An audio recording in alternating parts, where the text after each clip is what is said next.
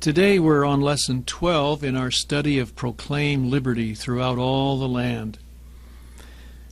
We're going to study some of the lessons the founders learned from the past. And the first thing we're going to talk about is our political spectrum. You know today it's very popular to speak of the left and the right. What do you normally think of being way over on the far left? As far as you can go, the far left.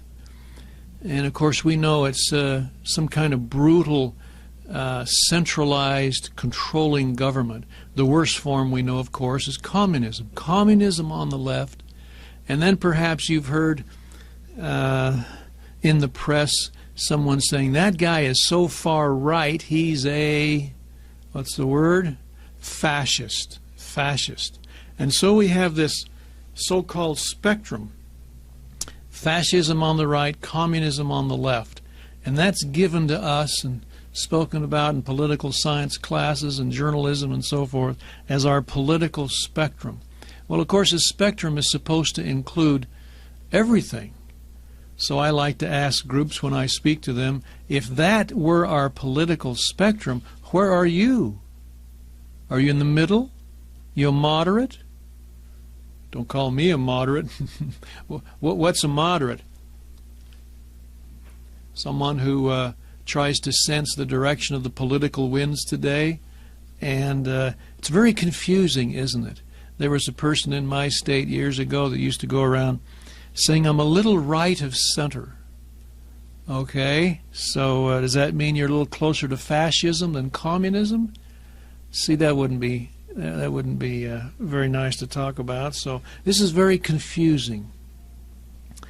And when you base political spectrums on parties, it's dangerous. Because parties are always changing, aren't they? Labels are always changing. For example, a conservative in Russia. What's a conservative in Russia? Somebody who wants to maintain the status quo, return to the status quo. Conservative in Russia sometimes is a communist, wants to go back to the old ways. So it's a little confusing. Founders had a much better way to measure government. They said if you measure government, you measure it like you measure anything else.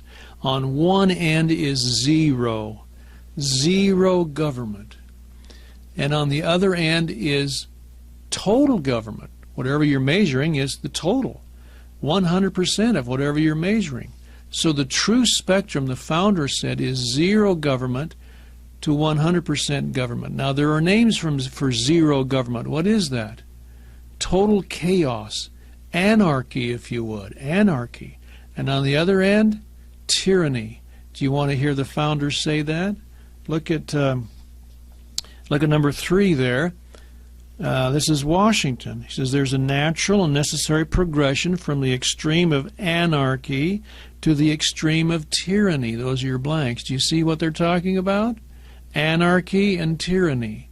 And if you don't have a government to control it, it's a natural thing to go back and forth, as Washington is saying. And what the founders really were trying to do, because in the history of the world they realized it was like a pendulum. Nations go back and forth. You get tired of a king, tired of a tyrant, throw them off, and before long you have chaos and somebody comes along and you embrace that person. So the pendulum is swinging back and forth. You see that? And the founders wished once and for all to find a place where you have just enough government to protect the people, but not too much to oppress the people. And that point on the true spectrum is what they called the middle point. You want to hear him say that? Look at number 4. Jefferson said, we are now vibrating between too much and too little government, and the pendulum will rest finally in the middle. He used the word middle there. We like to use a little more descriptive term. We like to say the balanced center. Balanced center. Balanced between too much and too little. Too much and too little. And so what we really see is, in number 5, the founders measured political systems in terms of the amount of coercive power or systematic control which government exercises over the people. In other words, the yardstick is not political parties, but political power. Isn't that a great concept? And we try to teach our young people this because, as you know, it's so fashionable nowadays if you identify with the founders' original concepts to be labeled as somebody out there on the right wing. You're somebody out on the right. And someone who maybe is more progressive and so forth, they're out there on the left. They're a liberal. That's very popular today. And so what I want young people to understand, if you identify with the founders' concept of limited, delegated power to government as given in the Constitution, you're not on some right-wing tangent or any other tangent.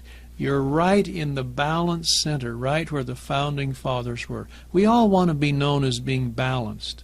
And this should hopefully give our young people and everyone a little more confidence in studying these things, because this is a balanced approach to government.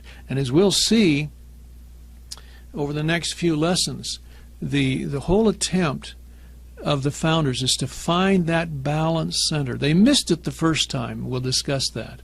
But they eventually found it in our beautiful Constitution. We'll show you how that was done. So we have the spectrum at the bottom of that page.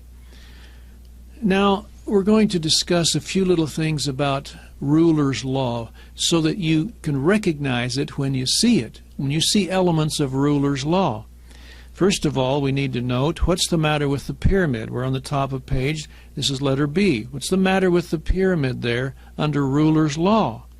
Well, it's upside down, first of all, and that's because all the power is in the ruler, called ruler's law. And number one, authority under ruler's law is nearly always established by force, by conquest, or even by legislative usurpation. Actually, the people can vote for this stuff. We call that democratic socialism, where it's really not by force of arms, but by the people actually being persuaded to adopt it. That's democratic socialism. Number two, all power is concentrated in the ruler, which we've said. The people are treated as subjects. And number four, the land is the property or the realm of the ruler. You can imagine the king saying, "You are all my subjects, and this is all my realm, you know, all my realm." Well, the people have no inalienable rights. You only have the rights that the king gives you, and he can take them from you too. Number six, government is by the whims of men, or as my students sometimes say, the whims of czars, because that's really what's happening. The whims of men, not by the fixed rule of law. And when government is by the rule of men, then the people begin to lose confidence in the stability of the government, don't they? Number seven, the people are not equal. They're divided into classes.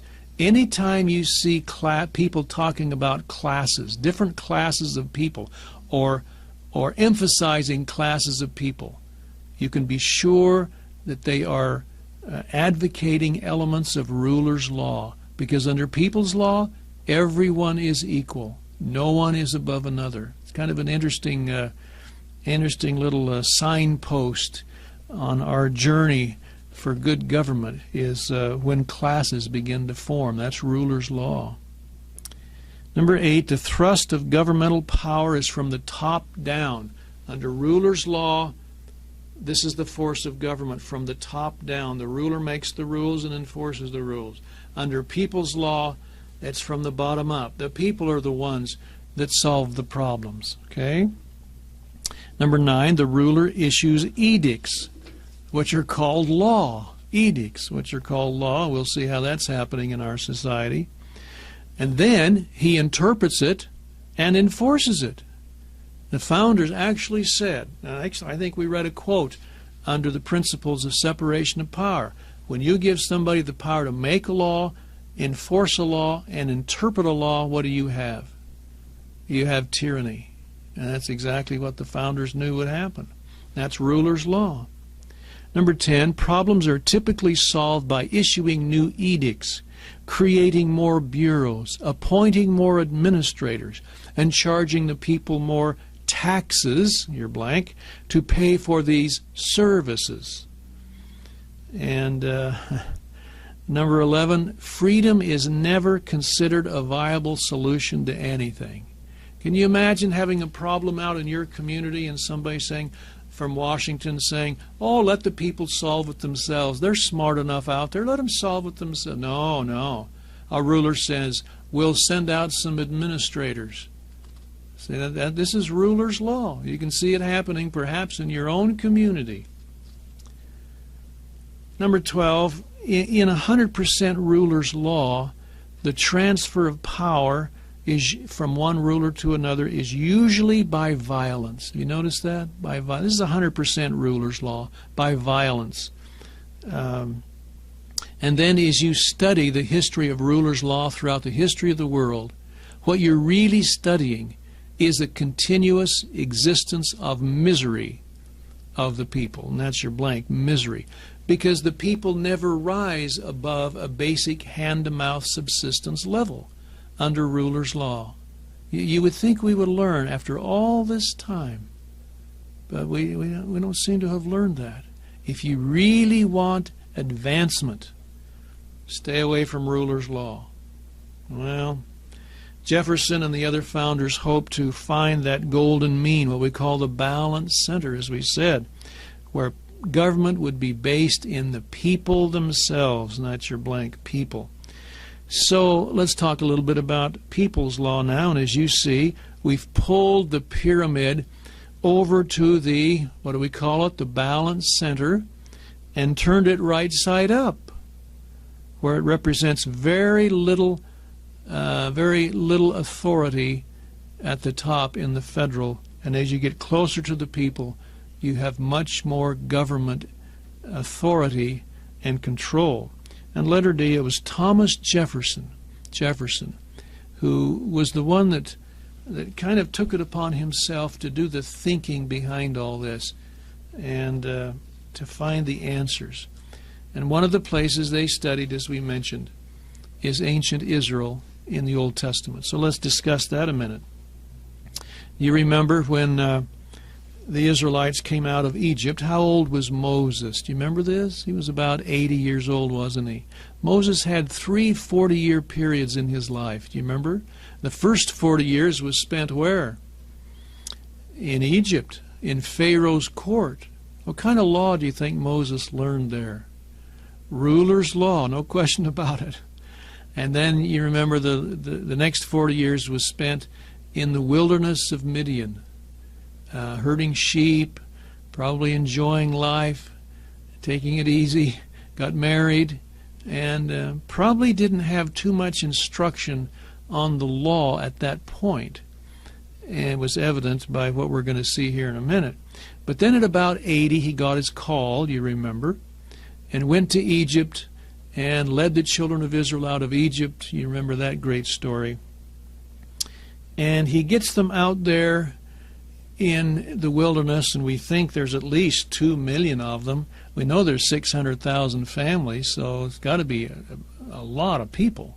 He gets them out there into the wilderness and says to them, do you have any problems? Come and see me. Can you imagine saying this to 2 to 3 million people? You got any problems? Come and see me. And it didn't matter whether it was a little problem or a big problem. Go see Moses. Well, what was Moses in charge of under this kind of an operation? Look at the graphic there on the top of the next page. Moses was in charge of everything. Everything. And this story is in the 18th chapter of Exodus. And so the people lined up, it says, from morn until evening. And you kind of have to feel sorry for Moses, at least I do. Probably didn't get any lunch and probably didn't get any dinner and didn't get much sleep, and he'd wake up the next morning, the line was longer than the day before. And there was an older man standing over on the sideline watching all this. You remember this story. Jethro, his father-in-law, and he says, Moses, that which thou doest is not good. If you continue to do this, he said, you will waste away this people and yourself with them. And you shouldn't do this.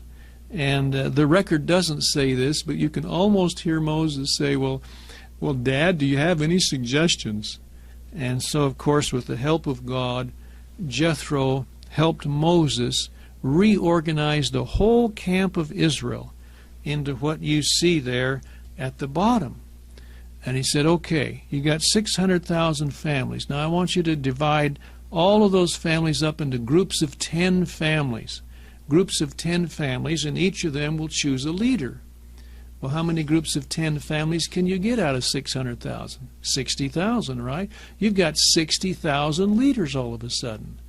Then you combine 5 of those 10 family groups, making 50 family groups. Each of them elect a leader. You got 12,000 more leaders. Do you see this? Then you combine 2 of those 50 family groups into 100 family groups.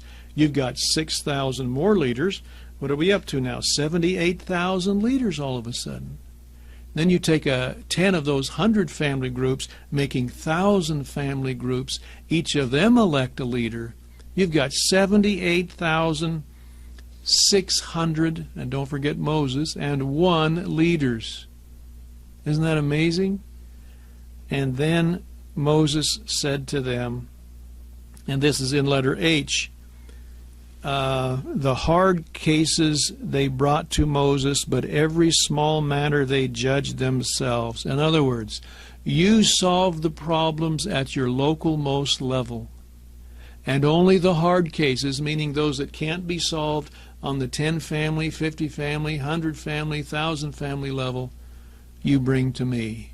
And I'll guarantee you most problems can be solved on the local levels. And even though the scripture doesn't say this, Moses must have, after he created this government, must have felt pretty good. Oh, finally. This is a great organization. And I hope you see that when the founders read this and saw this, they thought, now this is efficiency. This is great organization for representative government. Great example. And they spoke about it in the Old Testament. Letter J on the next page. Let's talk about some of the elements of people's law now under the ancient Israelites. Number 1, they were set up as a commonwealth of freemen. What does that mean? That means everyone is equally free. There's no classes. There's no superiors over others. A commonwealth of freemen. We all have the same rights. Okay? And after Moses set this up, after a while, God gave him a command. And he said, proclaim liberty throughout all the land unto all the inhabitants thereof. And that's out of Leviticus 25:10. That's where we get the name of this course, proclaim liberty. And the founders of our nation loved that scripture so much. Where did they put it in Americana today? Where did they put it? You see a picture of it there, right around the top of the Liberty Bell. And every time we take our students to Philadelphia, I say, now you be sure when you see that Liberty Bell, you read that scripture right around the top of it. That scripture on federal property. Proclaim liberty. Every time that bell bonged, it was symbolically proclaiming liberty to the people. I have made you free, saith the Lord. Well, number 2, the duties and responsibilities of the people were based on religious principles and a solid commitment to morality. Morality is your blank. Now, if you're into memorizing, here's a couple more quotes that I highly recommend. First one is Benjamin Franklin. Listen to this. He says, only a virtuous people are capable of freedom. Remember that principle we talked about? As nations become corrupt and vicious, they have more need of masters. I ask you folks, do you feel the masters coming today? I think we should say yes. What must we say then with Franklin concerning our people generally as you feel masters coming? We are becoming what? More corrupt and vicious. That's a sad commentary, isn't it? But we must admit that's happening. A freedom-loving people, independent people, do not ask for masters. See that? Look at the next quote. John Adams said, "Our Constitution was made only for a moral and religious people. It is wholly inadequate to the government of any other." Isn't that amazing? And so here we're trying to solve our problems in our society, and hardly ever do you hear our leaders plead with us to become more moral and religious, the very foundation which the founder said our Constitution was made for, moral and religious people.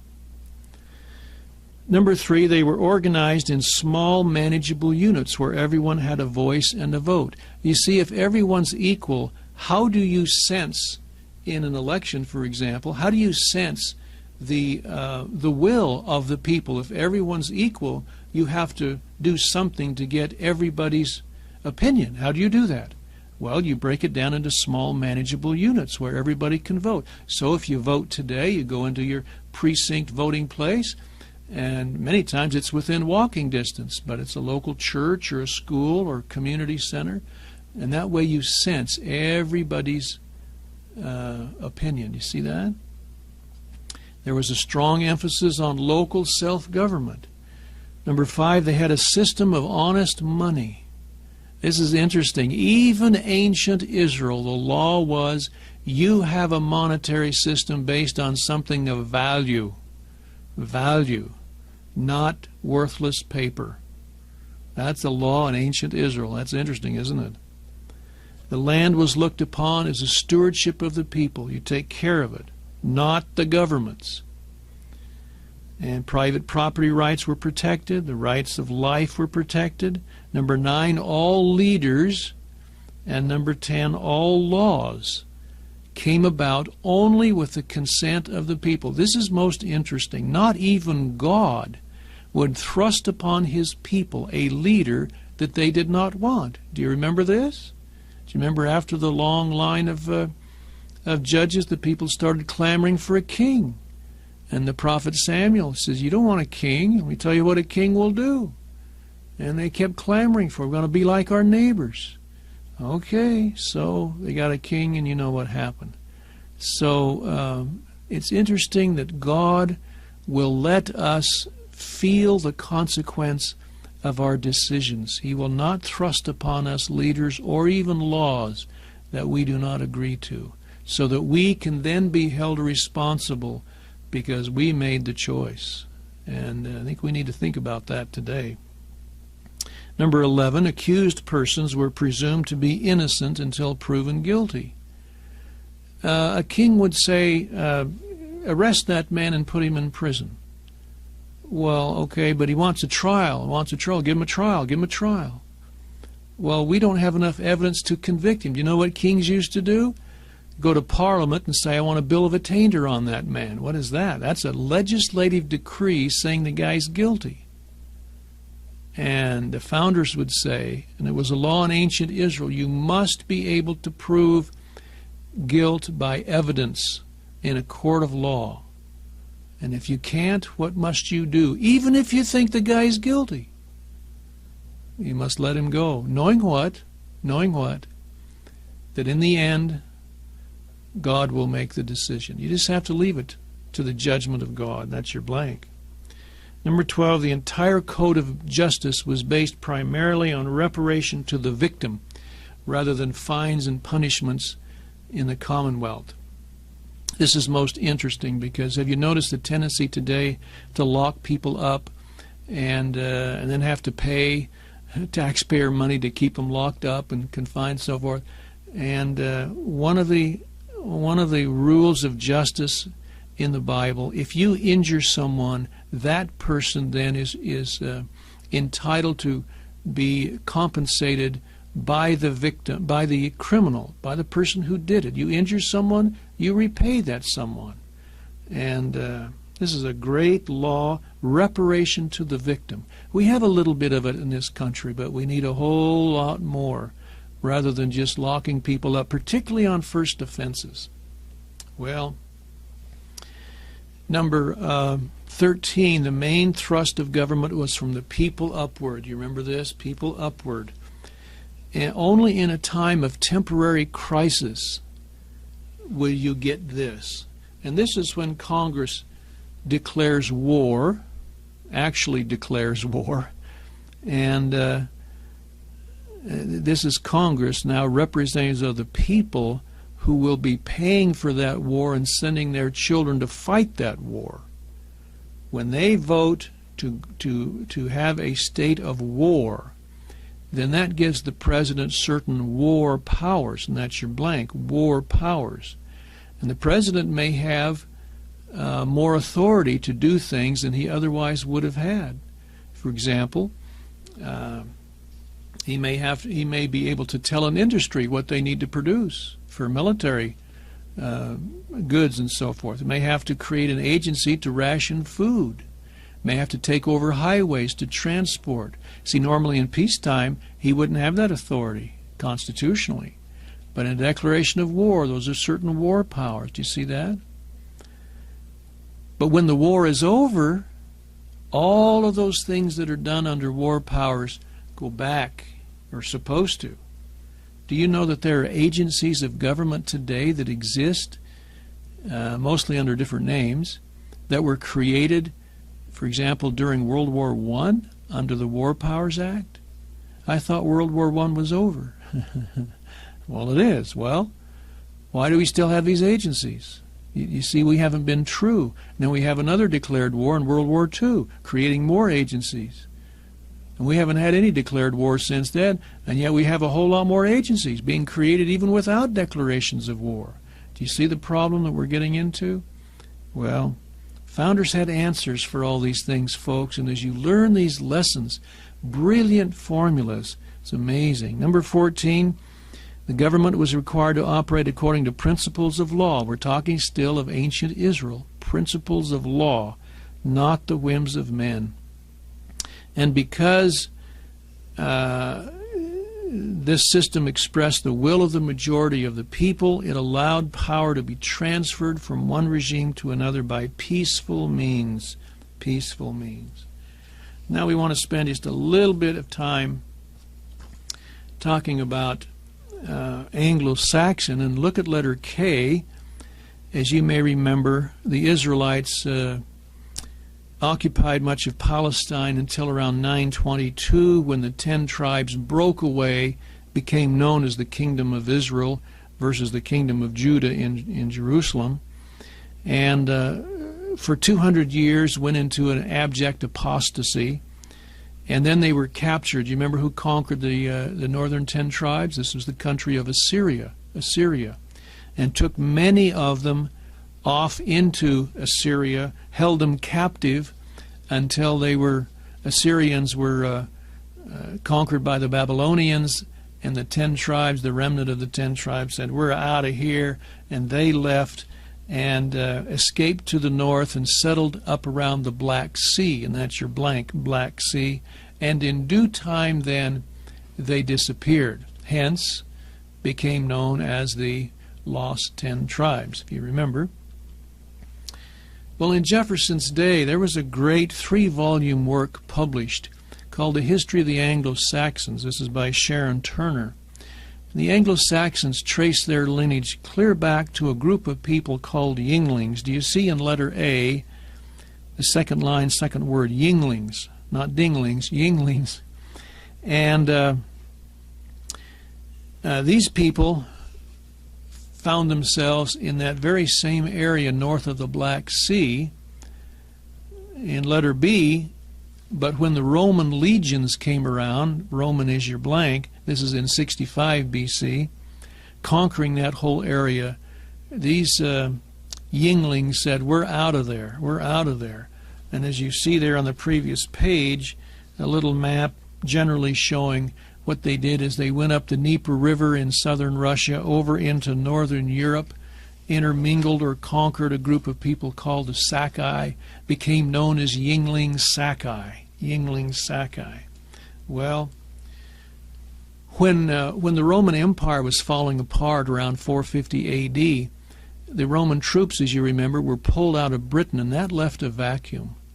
And some of the Celts that were there were concerned that some of the other people would take them over, and so they invited these Yingling Sakai to come from the mainland over to the island of Britain and help them defeat some of the other Celts, and that's your blank for letter C, is Celts, C-E-L-T-S, around 450 A.D. These are some of the legends of King Arthur will grow out of this time period. Well, the Yinglings were successful, decided to stay in Britain, actually changed the name to Yingling Land, or England as we refer to it today, became known as some of the best organized people in all of Europe, a branch of which, letter D, became known as the Vikings. And letter E, many have thought that the Yinglings or Anglos included a branch of the ancient Israelites because they came from the territory of the Black Sea and because they preserved by some means the same unique institutes of government, your blank is government, as those which were given to the Israelites at Mount Sinai. And to show you this, let's talk about how the Anglo-Saxons were organized. First of all, they considered themselves a commonwealth of freemen. You remember what that means? Everyone is equal. Everyone has the same rights. Commonwealth of freemen. You may remember the language of the Magna Carta. These are the inalienable rights of all freemen. Okay? Number two, they organized themselves into small manageable units. And here's how they were organized. Letter A, the head of 10 families was called a tithing man. Tithing man. Now, this is not the guy that goes around collecting the tithing. This is the 10th man, which is what tithing means, right? 10th man, okay? The head of 50 families is a little obscure in the research, but may have been a villeman or head of the village. The head of 100 families was called the 100 man, the 100 man. This is interesting because as you look in early English history and you look at maps, you see these little tiny designations known as hundreds. Hundreds. These are geographical area where roughly 100 families would live, and the head of that group would be called the 100 man. Letter D, the head of 1,000 families was called the elderman. I like this one, later shortened to Earl. Earl, you've heard of us Earls. The territory occupied by 1,000 families was called a shire, and the administrative assistant to the Earl was called the shire reef. We pronounce it sheriff. Sheriff. Do you see our Anglo-Saxon roots here? Number 3, all laws, as well as the election of leaders, had to be by the common consent of the people. Do you see the similarity here between the Anglo-Saxons and the ancient Israelites? Number 4, the laws by which they were governed were considered natural laws given by divine dispensation and were well known to the people, even though they didn't have to have them written down. Number 5, authority granted to a chieftain in time of war was extremely limited. And as soon as the war was over, he came back and was one of them. The primary responsibility in Anglo-Saxon was for resolving problems rested first of all with the individual, then the family, then the tribe or the community, then the region, and finally, if no other way to do it, the nation. They believed the rights of individuals were considered unalienable and could not be violated without risking the wrath of divine justice. Number 8, their system of justice was based primarily on reparation and damages to the victim, rather than calling it a crime against the whole people. Well, just briefly now, we mentioned this, lessons that the founders learned from the Greeks and the Romans, because as you know, Greece and Rome seem to be the great origin of our way of thinking and our system of government. What we want you to know is this whole story of ancient Israel and Anglo-Saxons is almost completely obliterated from our teaching of American history today. And Greece and Rome are elevated. So we need to talk a little bit about what the founders knew about Greece and Rome, and they were quite familiar, had read all the classics. And the first thing they had to decide, the founders, whether we're going to be a democracy or a republic. And those are your two blanks there, Roman numeral 4. Well, the founders knew that a democracy is described as decision-making by the masses of the whole people. And they knew that it would work well for a small group, but it would not work for a large group. Small groups such as a family, but completely failed when Pericles tried to use it in Athens. Do you remember that? Between 461 and 429 BC. Democracy did not function well for problem-solving purposes, even though it did provide the freedom which produced Athens' famous Golden Age. But it did have its limitations eventually. Nevertheless, as we say, it failed as an efficient government because, number one, it was too cumbersome. Did you know that in Athens, for example, it required 6,000 people, that's your blank, to pass a law? And between 201 and 2001 were required for a jury, depending on the prominence of the accused or the seriousness of the crime. Number two, the people grew weary is your blank, of participating. In other words, let George do it. And so George did do it. And number three, Pericles found that democracy was very unwieldy in time of crisis, such a war. You need to make decisions. You remember we talked about the war powers? You need to make decisions fast. You can't sit around and debate among thousands of people what to do. Number four, it used the power of numbers to soak the rich and thereby subverted the principle of equal protection of rights. When you get people who are not rich thinking they can vote away the wealth of the rich, that destroys a society. And that's what happens in pure democracy, because the majority always has their way if it's just a majority. And letter B, the founders also considered and carefully studied the effects of the Romans to set up a republic. The Romans actually started out as a monarchy, but abolished it in 509 BC and attempted to set up a republic based on government by elected officials. And it ultimately failed because, one, the government was primarily led by a Senate elected exclusively by the wealthy landowners called patricians. Wealthy is your blank. Did you get that?